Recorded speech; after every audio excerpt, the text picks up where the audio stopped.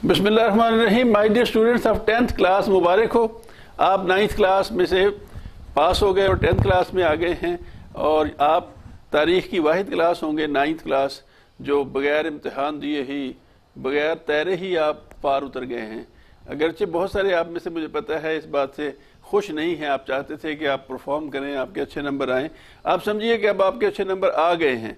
आपने जो सिलेबस पढ़ा हुआ है अब वो पीछे रह गया। अब आप 10th का सिलेबस फ़ौरन शुरू कीजिए, 1 मिनट भी ज़ाया ना करें, क्योंकि अब आपका matric 10th class 9th class दोनों का रिजल्ट डिपेंड करेगा इस रिजल्ट पे जो अभी आप 10th का पढ़ के देंगे। इसलिए मैंने अपने स्टाफ से ये कहा, हम एक दिन भी ज़ाया नहीं करना। हमने फ़ौरन आपकी HD class, first HD class के लेक्चर्स को रिकॉर्ड किया है और उनको आज ही अपलोड कर दिया जाएगा। आप फ़ौरन अपनी स्टडीज शुरू कर दें। हमने इसको 2 हिस्सों में तकसीम कर दिया है। पहले 5 दिन, यानी ये हम शुरू कर रहे हैं 13 मई से, 13th मई टू 30th मई, ये आपके हैं दिन। इनमें वर्किंग डेज अगर देखें तो ये 10 बनते हैं। फ्राइडेज हमने माइनस किए हैं और संडेज में आता है वो माइनस। 3 फ्राइडेज और 1 संडे माइनस करने से फिर भी ये 10 वर्किंग डेज हैं। ये जो फ्राइडे और संडेज माइनस करते हैं ये हमारी टेक्निकल मजबूरी है। हम ये समझते हैं कि जैसे हज़ारा ऑन है और आप यहाँ पढ़ रहे हैं, लेकिन आपके लिए ये 10 नहीं 14 दिन बनते हैं। तो आप इस सिलेबस को 14 डेज में तैयार कर रहे हैं। आपको ना सिर्फ फ्राइडे को छुट्टी करनी चाहिए ना संडे को छुट्टी, के आप छुट्टी है, आप घर में ही रहते हैं, जब चाहे पढ़ लें।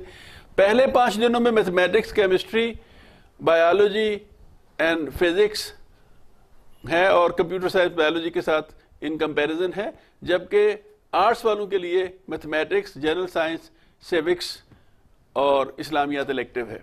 और साइंस वालों के लिए और आर्ट्स वालों के लिए जो एक जैसे सब्जेक्ट्स हैं, मुश्तरक हैं, वो 6 से डे 10 तक इंग्लिश, उर्दू, पाक स्टडीज़ और इस्लामियात है। तो इस तरह से ही हम आपको लेक्चर्स भेज रहे हैं। आपके दीगर बहन भाई जो हैं वो पढ़ रहे हैं पहले ही ऑनलाइन। आप सबसे सीनियर अब हो गए और 10th क्लास में चले गए और आप में से ज़्यादातर लोग जो हैं वो बहुत अच्छे स्टूडेंट्स हैं। आपको जो भी डिफ़िकल्टीज़ हों आप अपने कोऑर्डिनेटर को वॉइस मैसेज कीजिए, आपको वो उस डिफ़िकल्टी के हवाले से अकोमोडेट करेंगे। और अगर आपका राब्ता ना हो रहा हो तो आप कॉलेज के नंबर पर मुझे कॉल कीजिए और मुझे बताइए कि आपकी क्या डिफ़िकल्टीज़ हैं। इंशाल्लाह हम उनको सॉल्व करेंगे। बट ये जो अभी आज से भी 2 महीने बाद स्कूल खुलेगा, तो ये 2 महीने ज़ाया नहीं करने। इन 2 महीनों को 4 महीने समझिए। आप बड़ी मेहनत से काम कर रहे थे, आपको लगता था अभी इम्तिहान होने वाला है, आपने पेपर देने हैं, बल्कि पेपर देते देते आपके रुक गए थे। अब आप दिन रात एक कर दीजिए और अपना 10th का सिलेबस का कम से कम 25% जो है वो इन 2 महीनों में तैयार करके आइए, ताकि जब आप वापस आएँ तो अगले 2-3 महीनों में आपका सारा सिलेबस हम कवर करें और फिर हम उसकी रिवीजन कराएं। एक रिवीजन, दूसरी रिवीजन। अब आपके सारे के सारे कारकर्दगी का इन्हिसार 10th के सिलेबस को करने पे है। जितनी भी आप में ताकत है इस पर लगा दीजिए। मैं दुआ करता हूँ कि अल्लाह ताला आपका हामी व नासिर हो। आप अपने घरों में खैर खैरियत से रहें, हर तरह से सलामत रहें, मेहनत करें। अल्लाह आपको कामयाब फरमाए। अस्सलाम वालेकुम my dear student, welcome to 10th class. मैं आपको आपकी नई क्लास में खुश आमदीद कहता हूँ। मैं आपकी आज पहली जनरल मैथ की HOD क्लास लूँगा। इसमें हमारे पास कितने दिन है? इसमें हमारे पास ये शेड्यूल हमने बना दिए। इसमें हमारे पास 10 दिन है, ठीक है। टोटल 10 डेज़ हैं। इसमें पहले 5 दिन आपने क्या करना है? जनरल मैथमेटिक्स पढ़ना है। जो नेक्स्ट 5 डेज़ होंगे उसमें आपने और सब्जेक्ट पढ़ने हैं। ये आपके पास लिखे हुए भी हैं। पहले 5 डेज़ में आपने जनरल मैथ पढ़ना है, जनरल साइंस है, इस्लाम इलेक्टिव है और सिविक्स है। और सेकंड 5 डेज़ में क्या पढ़ना है? इंग्लिश, उर्दू, पाक स्टडी और इस्लामियात कंपलसरी पढ़नी है, ठीक है। अब आपकी जो 10th क्लास की जनरल मैथ की बुक है वो ये वाली बुक है, ठीक है। इसके जो आथर है हमारे पास, इस बुक के आथर है हमारे पास डॉक्टर मोहम्मद उज़ैर अहमद और मकसूद रज़ा अहमद है, ठीक है। और इसमें हमारे पास जो टोटल चैप्टर हैं वो 10 है। आज हमने जो चैप्टर पढ़ना है वो चैप्टर नंबर 4 है। मैंने इसलिए आसान चैप्टर चूज़ किए ताकि आपको कोई मुश्किल ना हो। जब आप स्कूल ओपन हो जाएंगे तो आपके लिए जो मुश्किल चैप्टर हैं वो आपको करा दिए जाएंगे। अभी आपको जो बहुत ही आसान चैप्टर था बुक में वो मैंने आपको आज पढ़ा देना है, ठीक है। डे वन का आज हम सिलेबस पढ़ेंगे। Chapter number 4। चैप्टर नंबर 4 हमारे पास है लीनियर इक्वेशंस एंड इनइक्वालिटीज़। अब पहले जो हमारे पास है टॉपिक है लीनियर इक्वेशन का। लीनियर इक्वेशन को पहले हम डिस्कस करते हैं। इसमें क्या होता है? Any equation that can be written in the form ax + b = 0। ठीक है, इसमें a नॉट इक्वल टू 0 होता है। इसका क्या मतलब होता है, देखें, where a and b are constant and x is a variable is called linear equation in one variable. One variable का मतलब क्या है, इसमें सिंपल एक x यूज हुआ है, कोई और वेरिएबल यूज नहीं हो, यानी कि कभी किसी इक्वेशन में x भी होता है, y भी होता है, z भी होता है, लेकिन जिस इक्वेशन में सिंपल एक वेरिएबल हो, या x यूज हुआ हो या y यूज कर लें या z यूज कर लें, कोई भी एक ही वेरिएबल जब हम यूज करते हैं किसी भी इक्वेशन में, उसको लीनियर इक्वेशन कहते हैं, बशर्त ये कि इसकी पावर भी 1 हो।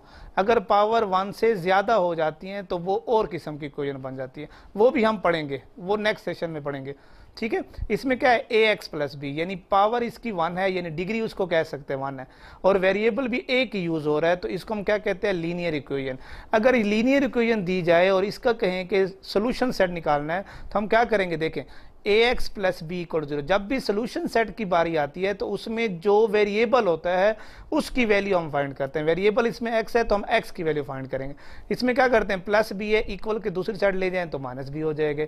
हमने x की वैल्यू फाइंड करनी है, a मल्टीप्लाई हो रहा है, उधर जाकर डिवाइड हो जाएगा, तो ये हमारे पास इस इक्वेशन का जो लीनियर इक्वेशन है इसका क्या हो जाएगा, सोल्यूशन सेट हो गया। तो क्या लिखेंगे, it is the solution of equation 1। Equation 1 का ये सोल्यूशन सेट है। अब हम आते हैं एक्सरसाइज 4.1 पे। अब जो हमने ये टॉपिक पढ़ा है इसी टॉपिक के रिलेटेड हमारे पास इक्वेशंस आएंगी। एक्सरसाइज 4.1 में क्वेश्चन नंबर 1 है हमारे पास, solve 3x plus 20 equal to 44। देखिए वही की वही लीनियर इक्वेशन दी गई है भाई, इसमें वैल्यू a b जो कांस्टेंट था उसकी जगह उसने वैल्यू नंबर्स दे दी हैं, 3 है, 20 है, 44 है। ठीक है, अब हमने x की जब वैल्यू फाइंड करनी हो तो x के साथ जो भी वैल्यू होते हैं उसको उधर रखते हैं, प्लस और ये 20 इक्वल के दूसरी साइड पे जाएगी तो क्या हो जाएगी, माइनस 20 हो जाएगी। तो हमारे पास क्या बनेगा, 3x equal to 44 minus 20 equal to 24 बच जाएगा। तो 3 हो रहा है मल्टीप्लाई x के साथ, इक्वल के दूसरी साइड पे जब हम इसको ले जाएंगे तो 24 डिवाइड हो जाएगा 3, क्योंकि इधर मल्टीप्लाई हो रहा है, इधर आके क्या हो जाएगा, डिवाइड। तो x is equal to 3 8 are 24, तो ये आंसर क्या आ जाएगा, 8 आ जाएगा। अगर हम इसको चेक करना चाहें कि ये वाकई ये x जो है इस इक्वेशन का सोल्यूशन है, तो हम क्या करते हैं, इसी इक्वेशन में x की वैल्यू पुट कर देते हैं। अब x की वैल्यू जब भी पुट करेंगे तो इसकी लेफ्ट हैंड साइड जो है जब राइट हैंड साइड के इक्वल आ जाए तो हम क्या कहते हैं कि यही इसका सोल्यूशन है।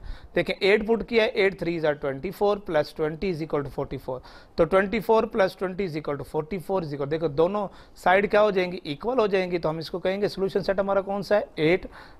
ठीक है, अब दूसरे क्वेश्चन पे आते हैं, इसका दूसरा part, 4x divided by 5 minus 3x divided by 4 is equal to 4। अब ये देखें है तो लीनियर इक्वेशन, लेकिन ये लीनियर इक्वेशन की फॉर्म बनी हुई नहीं है, ये और फॉर्म है। ठीक है, लीनियर इक्वेशन क्यों कहते हैं, क्योंकि इसमें वेरिएबल एक ही यूज हो रहा है और पावर भी एक है, यानी डिग्री भी 1 है, तो हम इसको लीनियर इक्वेशन इसलिए कहते हैं। अब हम लीनियर इक्वेशन में डिवाइड जो होता है वो हमारे पास होता नहीं है, तो इस डिवाइड को क्या करते हैं, फ्रैक्शन को हम क्या कर देते हैं, खत्म कर देते हैं। जब फ्रैक्शन को खत्म करेंगे तो इसका एलसीएम लेते हैं। देखो 4 और 5 का जब एलसीएम लेंगे तो इसका एलसीएम क्या आता है, हमारे पास 20 आता है। एलसीएम लेने का तरीका क्या होता है, जब भी हमारे पास इवन और ऑड वैल्यू आ जाए और जब इन दोनों में से कोई एक भी वैल्यू किसी पर टेबल ना जाता हो, यानी कि हम 5 है, 5 पे कोई भी टेबल नहीं जाता, सिर्फ 1 वाला जाता है, और 4 पे जाता है, किसी एक पे अगर टेबल ना जाता हो तो उन दोनों वैल्यू को फ्रैक्शन को क्या कर देते हैं, मल्टीप्लाई कर देते हैं, तो वो हमारा एलसीएम आ जाता है। यानी 5 और 4 क्या हो जाएगा, 20। देखे एलसीएम 20, इसका एलसीएम क्या आ गया, 20 आ गया। मल्टीप्लाइंग ऑन बोथ साइड, दोनों साइड पे मल्टीप्लाई कर दें, यानी 20 को इस वैल्यू के साथ ही मल्टीप्लाई करेंगे, 20 को इस वैल्यू के साथ मल्टीप्लाई करेंगे, 20 को इससे मल्टीप्लाई। जब भी 20 को मल्टीप्लाई करेंगे तो ये हमारे पास जो फ्रैक्शन फॉर्म है ये क्या हो जाएगी, कैंसल हो जाएगी। देखिए 20 4x ओवर 5 इससे मल्टीप्लाई करेंगे, 20 को इससे मल्टीप्लाई कर दें, 20 को 4 से भी, तो देखिए 5 को 20 से डिवाइड करें तो हमारे पास आंसर आता है 4, तो 4 को इस ब्रैकेट में अंदर मल्टीप्लाई करेंगे तो 16x आ जाएगा। फिर 20 को 4 पे डिवाइड करें तो हमारे पास 5 आंसर आता है। 5 को अगर ब्रैकेट में मल्टीप्लाई करें तो 5 3 15x इज इक्वल टू 24 80 हो जाएगा। अब हम क्या कर देखो 16x में से 15x माइनस करें तो हमारे पास 1x बचता है इज इक्वल टू 80। अब देखें x की वैल्यू हमारे पास आ गई। अब हमने क्या करना है, x की वैल्यू को दोबारा इसी इक्वेशन में अगर हम पुट करते हैं तो देखते हैं कि इस राइट हैंड साइड का आंसर लेफ्ट हैंड साइड के इक्वल आता है या नहीं आता है। तो क्या करना है, 4 ओवर 5 x की वैल्यू क्या है 80, 3 और 4 x की वैल्यू 20 इज इक्वल टू 4। अब इसको कैंसल आउट करें तो 5 डिवाइड करें 80 पे तो 16 टाइम्स होता है, 16 4 64 हो जाएगा। अब 80 को 4 पे डिवाइड करें तो 4 20 जार 80, 23 जार 60, तो 64 माइनस 60 इज इक्वल टू 4। देखो लेफ्ट हैंड साइड और राइट हैंड साइड आपस में इक्वल हो गई, तो सोल्यूशन सेट क्या आ जाएगा हमारे पास, जो x की वैल्यू होगी वो सोल्यूशन सेट है 80। ठीक है, तीसरा बार देखें 3x plus 3 into x plus 1 is equal to 69। अब देखें ब्रैकेट्स में वैल्यू आ गई, अब पहले ब्रैकेट्स को ओपन कर देते हैं। देखें 3x वैसे के वैसे लिख दिया, 3 इंटू एक्स तो 3x हो जाएगा, 3 इंटू 1 तो 3 हो जाएगा, इज इक्वल टू 69। अब देखें 3x प्लस 3x, देखो x और x हैं तो इनको ऐड कर देते हैं, तो ये 6 है। 3 ऐड नहीं होता है क्योंकि ये x की वैल्यू है, ये कांस्टेंट है, तो जो वेरिएबल वाली वैल्यू होती है वेरिएबल के साथ ऐड हो जाती हैं। 3x plus 3x equal to 6x plus 3 है, इक्वल के दूसरी साइड जाएगा तो माइनस 3 हो जाएगा, तो 69 minus 3 is equal to 66 6x। अब 6 मल्टीप्लाई हो रहा है, इक्वल के दूसरी साइड जाएगा तो डिवाइड हो जाएगा, तो x इज इक्वल टू 6 11 जार 66 हो जाएगा। ये तो हमारा x की वैल्यू आ गई। अब x की वैल्यू दोबारा इसमें पुट करते हैं, चेक करते हैं कि वाकई ये दोनों साइड इक्वल आती हैं या नहीं आती हैं। 3 इंटू एक्स की value 11 plus 3 into 11 plus 1 is equal to 69। 33 plus 11 plus 1 12 into 3 36 into 3 69 is equal to 6। देखो दोनों लेफ्ट हैंड साइड और राइट हैंड साइड इक्वल आ गई, तो सोल्यूशन सेट हमारा क्या बन गया, 11 हो गया, ये वाला 11। ठीक हो गया।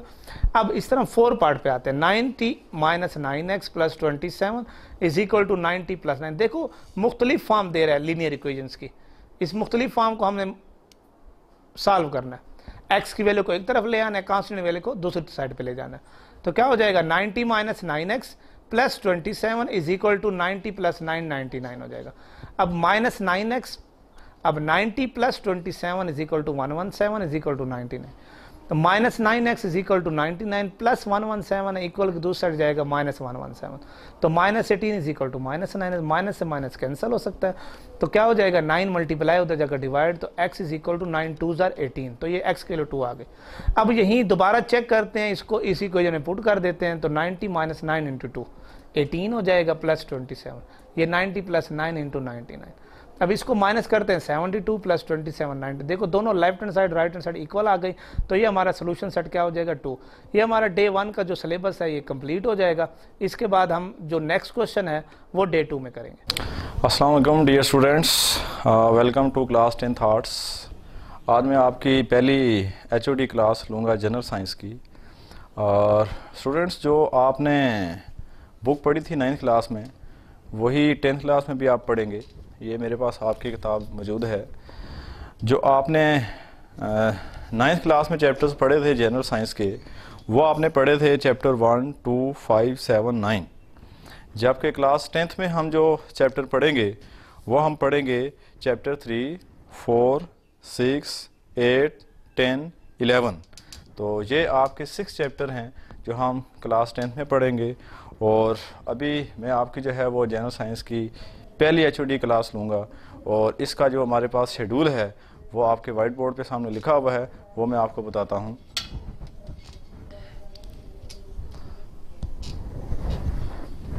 हमारे पास जो फर्स्ट HOD क्लास है वो ईद से पहले है, और ये हमारी जो क्लास है वो 13 मई से लेकर 19 मई तक है, 19 मई तक है। और हमारे पास इसके जो वर्किंग डेज हैं वो 5 बनते हैं, यानी कि 1 से लेकर 5, बीच में फ्राइडे और फिर एक संडे की छुट्टी है। तो हमारे पास जो वर्किंग डेज हैं वो 5 हैं। तो अभी हम जनरल साइंस की फर्स्ट HOD क्लास का सिलेबस जो है वो हम स्टार्ट करते हैं।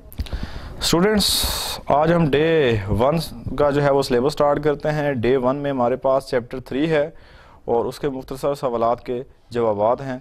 आइए हम पढ़ते हैं। स्टूडेंट्स चैप्टर 3 का जो हमारा नाम है इसका है इंसान और इसकी सेहत। चैप्टर 3 का नाम है इंसान और इसकी सेहत। तो इसमें मुख्तसर सवालात में पहला सवाल है, तवानाई की हमारे जिस्म को क्यों ज़रूरत होती है। तो इसके जवाब में लिखा हुआ है कि रोज़मर्रा ज़िंदगी में सरगर्मियों के लिए तवानाई दरकार होती है। दिल के धड़कने, ग़िज़ा के हज़म होने, बोलने, चलने और हरकत के लिए तवानाई की ज़रूरत होती है। हमारा जिस्म अपना दर्जा हरारत बार रखने के लिए तवानाई इस्तेमाल करता है और ये ग़िज़ा से हासिल होती है। तो तो ज़ाहिर बात है इंसान को अपनी ज़िंदगी गुजारने के लिए और ज़िंदगी के काम करने के लिए हमें तवानाई की ज़रूरत होती है। और हमारे जिस्म के अंदर जो चीज़ें हैं जैसे दिल का धड़कना है, ग़िज़ा के हज़म होने और ये सारी चीज़ें, इसमें जो तवानाई है वो हमें दरकार होती है। सवाल नंबर 2 है, ग़िज़ा से तवानाई कैसे हासिल होती है?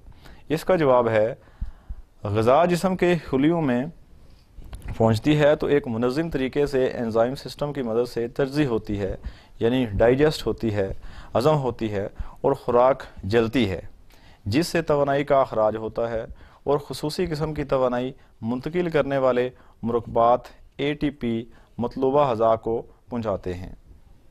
सवाल नंबर 3 है, इंसानी ग़िज़ा के अहम अज्जा कौन से हैं? तो इंसानी ग़िज़ा के अहम अज्जा में शामिल हैं निशास्ता, लामियात, चकनाइयाँ, मादनी अज्जा, आयातीन, पानी। यानी कि ये जो 6 मुरक्बात हैं, यानी कि जो 6 अज्जा हैं, ये हमारी ग़िज़ा के अहम जुज़व हैं। और हमारी जो ग़िज़ा है, एक अच्छी ग़िज़ा जो होती है, उसके अंदर ये 6 अज्जा शामिल होते हैं। सवाल नंबर हमारे पास 4 है, लामियात यानी प्रोटीन की साख्त और वकू बयान करें। निशास्तदार ग़िज़ा नामियाती मुरक्बात हैं जो कार्बन, हाइड्रोजन, ऑक्सीजन पर मुश्तमिल होते हैं। कार्बोहाइड्रेट्स में चावल, चीनी, शक्कर, आटा और आलू शामिल हैं। इनमें बहुत ज़्यादा तवानाई होती है। कार्बोहाइड्रेट्स की बुनियादी इकाई ग्लूकोज है जो अम्लत नफुस में जलती है और तवानाई मुहैया करती है। अम्लत नफुस वो अमल है जिसमें जानदार सांस लेते हैं, ये आपने क्लास 9 में पढ़ा था, इसकी डेफिनेशन भी पढ़ी थी आपने। तो स्टूडेंट्स, इस तरह हमारे पास जो डे 1 का काम था वो यही सिर्फ 4 सवाल हैं। बहुत छोटे छोटे सवाल हैं जो आपने याद करने हैं और अपनी नोटबुक्स के ऊपर लिखने भी हैं। तो आज का काम हमारा यही था। अस्सलाम वालेकुम स्टूडेंट्स, मैं आपको आपकी पहली HOD क्लास में वेलकम कहती हूँ। ड्यू टू कोरोना वायरस आपके जैसे बहुत सारी चीज़ें अथल पथल हुई, तो कुछ पॉजिटिव चीज़ें हुई, कुछ नेगेटिव हुई। आप लोग तो बड़े खुश होंगे कि आप लोग बगैर पेपर दिए जो हैं वो प्रमोट हो चुके हैं 10th क्लास में। लेकिन ये कुछ देखते हैं नेगेटिव होता है या पॉजिटिव होता है। अब आपने इसको पॉजिटिव करना है। तो आज आपकी पहली HOD क्लास है और इस पहली HOD क्लास में से ही आपको ये अहद करना होगा कि आप इस क्लास के हर सबक को बहुत गौर से सुनेंगे, रोज़ का सबक रोज़ पढ़ेंगे, रोज़ का सबक रोज़ याद करेंगे और बहुत अच्छे स्टूडेंट्स की तरह बिहेव करेंगे। तो वो जो नेगेटिविटी है वो पॉजिटिविटी में चेंज हो जाएगी। तो मेहनत पहली शर्त है, तो हम मेहनत करेंगे और मेहनत करने के साथ साथ हम अल्लाह से ये दुआ भी करेंगे कि बहुत जल्दी जल्दी हमारे स्कूल खुल जाएं ताकि दोबारा से आप रूटीन की पढ़ाई की तरफ आ जाएं। तो इसमें मैं आपको उर्दू पढ़ाऊंगी और उर्दू में सबसे पहले मैं आपको बुक्स दिखाती हूँ, इसके बाद मैं बताती हूँ हम कैसे पढ़ाना है। ये आपकी उर्दू की 10th क्लास की बुक है। एक तो आपके पास ये बुक होनी चाहिए, इसके अलावा आपके पास एक और बुक होनी चाहिए और वो ये बुक है जो कि उर्दू क़वाइदो इंशा है। इसके अंदर से हम मजमून वगैरह पढ़ते हैं, कुछ छोटी छोटी चीज़ें ग्रामर की करते हैं। इसके अलावा आपके पास एक और चीज़ भी होनी चाहिए और वो होनी चाहिए उर्दू नोट्स बराए जमात दहम। उर्दू नोट्स जो हैं वो आपके पास होने चाहिए। तो ये 3 चीज़ें आपके पास लाजमी होनी चाहिए जिससे कि आप आगे पढ़ेंगे। और उर्दू का सबक जो है रीडिंग कैसे करेंगे, उसको डिक्टेशन कैसे करेंगे, आप लोग चाहें तो अपनी उर्दू इम्प्रूव कर सकते हैं। आप देखिएगा कि जब मामा को पढ़ाते हैं तो आपको ऐसा लगेगा जैसे टीचर आपके पास बैठकर बस आपको ही पढ़ा रहा है। तो इससे आपकी रीडिंग भी इम्प्रूव होनी है, आपने सबक याद भी अगर हमारी हिदायत के मुताबिक किया तो आप बहुत अच्छे हो सकते हैं। तो आइए देखते हैं कि हमने कितने डेज में क्या पढ़ना है। ये बोर्ड की तरफ हम देखते हैं। तो ये हमारा उर्दू का सिलेबस है जो कि मई 20 से शुरू करेंगे हम। मई 20 जो है उससे 20, 21, 22 और 23। इसके बाद जो है आपको 4 छुट्टियां होंगी ईद की, 24, 25, 26 और 27। और इसके बाद 28, 29, 30 तक हमारा जो सिलेबस है ये वो 30 तारीख को ख़त्म होगा। तो आप देख रहे हैं जो टोटल वर्किंग डेज आ रहे हैं हमारे पास, वो हमने जुम्मा और इतवार निकाल कर 5 वर्किंग डेज बनाए हैं। यानी ये पहला वर्किंग डे है, ये दूसरा, ये तीसरा, चौथा एंड 5वां। अभी मैं आपको जब पढ़ाऊंगी तो मैं इन वर्किंग डेज को सामने रखकर पढ़ाऊंगी। मैं आपको बताऊंगी कि किस वर्किंग डे में आपने कितना काम करना है। तो आइए अब अपनी किताब शुरू करते हैं। जी स्टूडेंट्स, आज डे 6 है और 20 मई है। हम आपको डे 6 में वेलकम कहते हैं और आज हमारा उर्दू का पहला दिन है, यानी हम पहले दिन का उर्दू का सबक पढ़ेंगे। जी स्टूडेंट्स, हमने अपनी उर्दू की किताब का पहला सबक जो कि हम्द है उसको पढ़ना है। और हम्द पढ़ने से पहले हम हम्द के जो शायर हैं हफीज जलंधरी, उनका तारुफ पढ़ेंगे। जैसे कि आप जानते हैं कि हम पहले तारुफ पढ़ते हैं, तारुफ में से कुछ छोटी छोटी चीजें मैं आपको साथ बताती जाऊंगी, आप उसको अंडरलाइन कीजिएगा और उसको याद रखिएगा, क्योंकि ये आपके पेपर में MCQs का हिस्सा होते हैं। तो हफीज जलंधरी 1900 में पैदा हुए, 1982 में वफात पाई आपने, यानी आपने तारीख पैदाइश और तारीख वफात याद रखनी है। मोहम्मद हफीज नाम और हफीज तखल्लुस था, जलंधर में पैदा हुए, यानी इसको भी आप अंडरलाइन करें कि मोहम्मद हफीज जलंधरी कहाँ पैदा हुए। इब्तदाई तालीम वहीं हासिल की, घरेलू हालात साजगार ना थे इसलिए तालीम अधूरी रह गई। शेर व शायरी का फितरी ज़ौक़ रखते थे, चनांचे बचपन ही में शेर कहने लगे। मौलाना गुलाम कादिर ग्रामी की शागिर्दी इख्तियार की, मुख्तलिफ अदबी रसाइल में लिखते रहे, मुशायरों ने इन्हें शोहरत दी, मुख्तलिफ सरकारी महकमों से वाबस्ता रहे। 1947 में पाकिस्तान चले आए, 1982 में लाहौर में फोत हुए। यानी आपने डेट ऑफ बर्थ भी और डेट ऑफ डेथ भी और इसके बाद जो आपकी प्लेस ऑफ डेथ है यानी कहाँ फोत हुए वो भी याद रखना है, इसको भी अंडरलाइन कर लें। उनका मज़ार इकबाल पार्क में मीनार पाकिस्तान के करीब वाक़या है। अब जो अहम चीज़ है जो आगे आपकी काम आएगी, जो आपने लिखनी भी होगी आप अपनी तशरीह में, वो उनके कलाम की नुमायां खसूसियात हैं, यानी नाम और तारीख़ पैदाइश और जाए पैदाइश और तालीम के बाद हम उनकी ये जो शायरी की खसूसियात हैं वो लिखते हैं। तो क्या है, ज़बान की सफाई और सादगी, सोज़ो गुदाज और मौसीकियत उनके कलाम की नुमायां खूबियाँ हैं। पाकिस्तान का कौमी तराना इनकी एक बाइस फ़ख्र तख्लीक है। उन्होंने दीगर बहुत सी कौमी नज़में भी लिखी। हफीज जलंधरी एक कादरुल कलाम शायर थे, यानी उन्हें कादरुल कलाम शायर का मतलब होता है जिसको अपने कलाम पर कुदरत हासिल हो, वो बहुत ही आला पाए के शायर थे। उन्होंने मुख्तलिफ असनाफ़ सुखन, मसनवी, गीत, गज़ल और नज़म वगैरह में तबा आजमाई की। इसके अलावा हम आगे पढ़ते हैं कि उनकी अहम काबिल कदर तख्लीक कौन सी, इसका भी सवाल बनाया जा सकता है क्योंकि ये बहुत इंपॉर्टेंट है। शाहनामा इस्लाम उनके काबिल कदर तख्लीक है, यानी हफीज जलंधरी की काबिल कदर तख्लीक कौन सी है, शाहनामा इस्लाम। ये उर्दू की कौमी मिली रज़मिया शायरी में उम्दा इजाफा है। उनकी चंद तसानीफ ये हैं, तलखाबा शीरी, सोज़ो साज, हफीज के गीत, हफीज की नज़में और च्यूंटी नामा। यहाँ तक ये तो है हमारा तारुफ जो कि मैंने आपको एक नज़र पढ़ के सुना दिया। अभी हम पहले हम्द पढ़ते हैं। जी स्टूडेंट, हम हम्द शुरू करते हैं। जैसा कि आप जानते हैं कि हम्द किसे कहते हैं, वो नज़म जिसमें अल्लाह ताला की तारीफ बयान की जाए उसे हम्द कहते हैं। तो अल्लाह ताला की तारीफ बयान की इन्होंने हफीज जलंधरी ने, तो देखते हैं हफीज जलंधरी क्या कहते हैं। उसी ने एक हरफे कुन से पैदा कर दिया आलम, कशाकश की सदाए हाव हू से भर दिया आलम। निज़ामे आसमानी है उसी की हुक्मरानी से, बहारे जावदानी है उसी की बागबानी से। ज़मीं पर जलवा आरा हैं मज़ाहिर उसकी कुदरत के, बिछाए हैं उसी दाता ने दस्तरखान नेमत के। इसको ख्वान कभी भी मत पढ़िएगा, जब भी खे के बाद वाव और वाव के फौरन बाद अलिफ आता है तो वाव जो है वो साइलेंट हो जाता है, खान पढ़ना है। इतना लंबा भी करके खान नहीं पढ़ना। बिछाए हैं उसी दाता ने दस्तरखान नेमत के। ये सर्द व गर्म, खुश्क व तर, उजाला और तारीकी। इसको बाद बच्चे पढ़ते हैं सर्द व गर्म। आप जिस तरह मैं तरतीब से पढ़ रही हूँ आप मेरे पीछे पीछे पढ़िए। इसका वीडियो का सबसे अहम फायदा ये होता है कि इसको आप रोक कर दोबारा भी सुन सकते हैं कि हम जो पढ़ रहे हैं वो गलत है या सही। तो आप इसको बहुत अच्छे तरीके से पढ़िए। ये सर्द व गर्म, बाज बच्चे इस तरह से भी उर्दू पढ़ते हैं, तो ये लफ्जों को देखकर अदायगी बहुत अच्छे तरीके से होनी चाहिए। ये सर्द व गर्म, खुश्क व तर, उजाला और तारीकी, नजर आती है सब में शान उसी की जाते बारी की। वही है कायनात और उसकी मखलूकात का खालिक, नबातात जमादात और हैवानात का खालिक। वही खालिक है दिल का और दिल के नेक इरादों का, वही मालिक हमारा और हमारे बाप दादों का। बशर को फितरते इस्लाम पर पैदा किया जिसने, मोहम्मद मुस्तफ़ा के नाम पर शैदा किया जिसने सल्लल्लाहु अलैहि वसल्लम। अब ये थी नज़्म। अब हम इस नज़्म की, ये आपको एक दफ़ा यहाँ से पढ़ानी ज़रूरी थी, असल में हमने इस नज़्म की आज तशरीह करनी है और हमने वो नोट्स से करनी है। तो अब आपने अपने नोट्स खोल लेने हैं। जी स्टूडेंट्स, अब हम देखते हैं उस हम्द की तशरीह।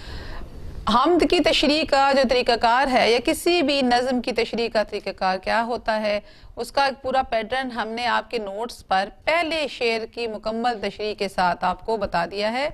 बाकी हमने सिर्फ मफ़हूम लिखा है ताकि तशरीह का तरीक़ाकार आपको सिखा देंगे और आप इसको खुद आपने तशरीह करनी है। आप 10th क्लास के स्टूडेंट्स हैं, इससे पहले आपको प्री 9th और 9th में इसकी तशरीह का तरीक़ाकार बताया गया है।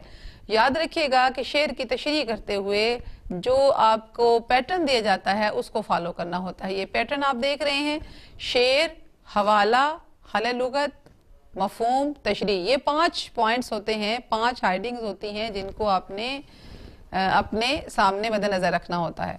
पहले शेर लिखा। आप जरा ध्यान कीजिएगा कि जब हमने शेर लिखा तो शेर का जो स्टार्ट और एंड यानी बिल्कुल ये बराबर होना चाहिए। जब आप शेर लिखते हैं तो ये नहीं कि एक आगे है एक पीछे है, यहाँ से शुरू, ऐसा नहीं होना चाहिए। उसका बिल्कुल ये बराबर लिखा होना चाहिए। शेर की खुसूसियत होती है। देखते हैं पहला शेर क्या था। शेर है, उसी ने एक हरफे कुन से पैदा कर दिया आलम, कशाकश की सदाए हाउ हू से भर दिया आलम। हवाला कैसे लिखेंगे? ये शेर हफीज जलंधरी की नज्म हम्द से लिया गया है। ये हवाला काफी है। ये नीचे लिखा हुआ नज्म का उन्वान और शायर का नाम, इसकी जरूरत नहीं है। जब ऊपर वो जुमला लिख दिया गया है तो फिर इसकी कोई जरूरत नहीं है। अब आपने ये नहीं लिखना, ये जहां जहां है आप उसे काट दें, आपने बस वो लिखना है। ये शेर हफीज जलंधरी की नज्म हम्द से लिया गया है, बस ये हवाला होता है। 2 दफा नहीं लिखना हमने इसको। इसके बाद दूसरा हमारा जो हेडिंग है वो है हले लुगत। हले लुगत में हम्द। हम्द ऐसी नज्म जिसमें अल्लाह ताला की तारीफ बयान की जाए। कुन एक मुश्किल लफ्ज है। कुन, कुन का मतलब होता है हो जा। आलम दुनिया। कशाकश खेचा तानी, कशमकश भी कहते हैं। सदा आवाज। हाउ हु गहमा गहमी।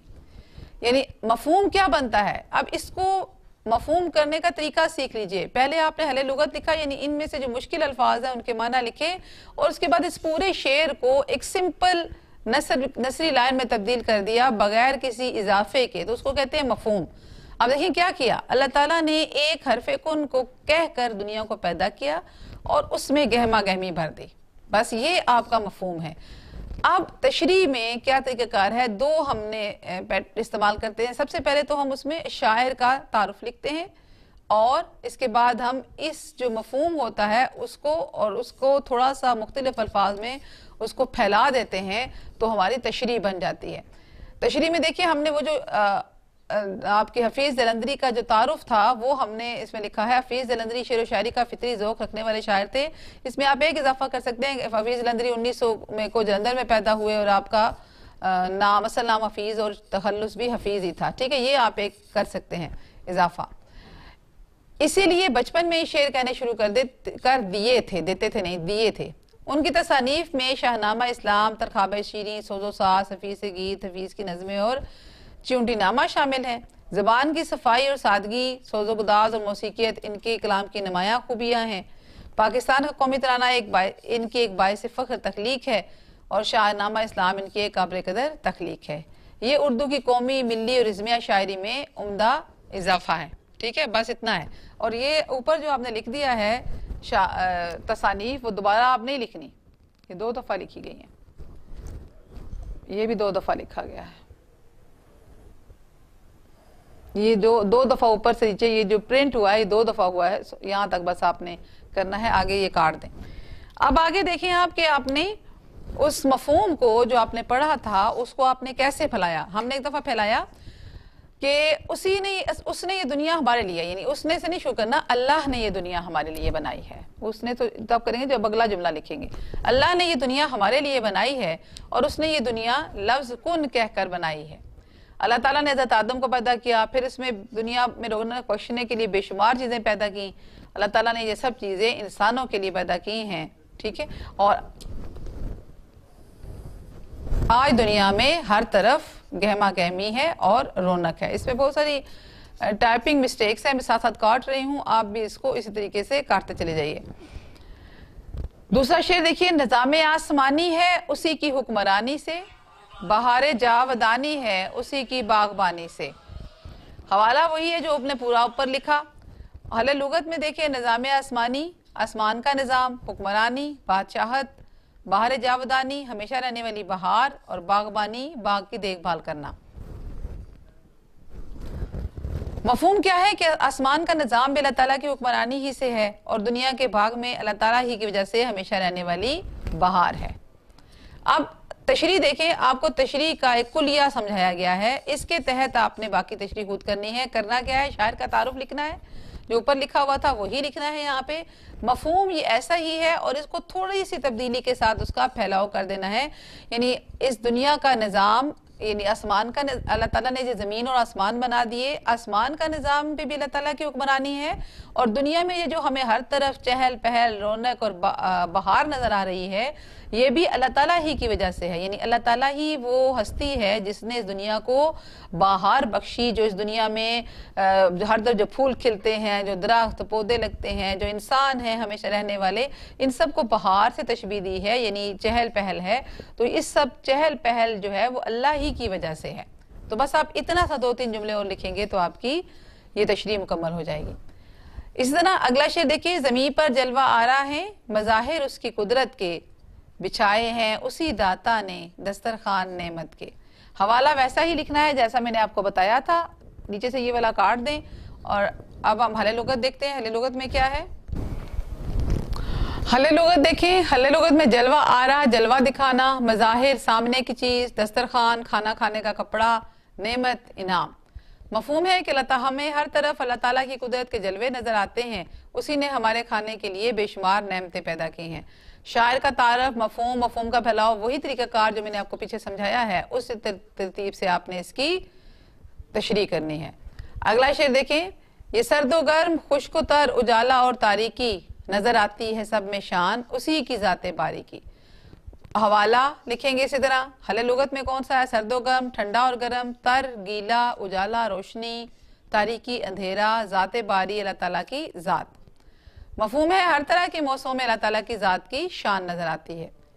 तशरीह में शायर का तारुफ लिखें, मफहूम लिखें कि अल्लाह ताला ने दुनिया में हर तरह के मौसम पैदा किए हैं। कभी सर्दी आ जाती है तो कभी गर्मी, कभी बारिश हो जाती है तो कभी खुश्की हो जाती है, कभी रात आती है और फिर दिन आ जाता है। तो इस तरह के सूरज के आने जाने में, चांद के आने जाने में, और इसी तरह बाकी तमाम मौसमों में, बहार, खज़ां, सर्दी और गर्मी में हमें अल्लाह ताला ही की ज़ात की शान नज़र आती है। तो ये कितना आसान है, आप इसको खुद से भी लिख सकते हैं। और इसके बाद हमारा ये यहाँ तक जो है ये आज के दिन का काम मुकम्मल होता है। आपने कम से कम बेटा 1 घंटा जो है, 1-1.5 घंटा आपने अपनी उर्दू को ज़रूर देना है ताकि आप इसको याद कर सकें। इसको आपने शायर तशरीह आपने चूँकि खुद लिखनी है, तो यहाँ जितना काम मैंने आपको बताया है इतना काम अपनी आप नोटबुक पर लिखें और उसको याद करें। नोटबुक बहुत ज़रूरी है जो आपने बनानी है और उसको लिखना है।